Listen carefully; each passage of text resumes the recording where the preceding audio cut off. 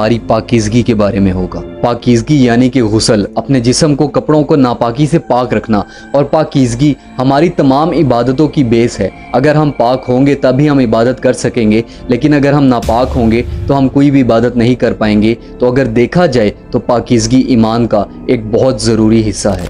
अब जब हम इन 7 सवालों के सही सही जवाब दे देंगे तो हमारा जहन्नुम से कोई लेना देना नहीं रहेगा, और जन्नत अल्लाह ताला से कहेगी कि ए अल्लाह, इन लोगों को अब मुझ में दाखिल कर दे।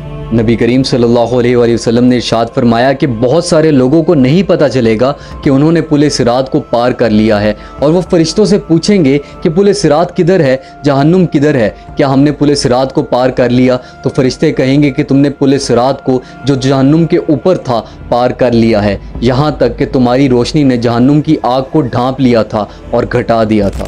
अब ज़रा सोचिए कि जो लोग पुल सिरात को पार कर लेंगे उन लोगों की खुशी का क्या ही मकाम होगा। एक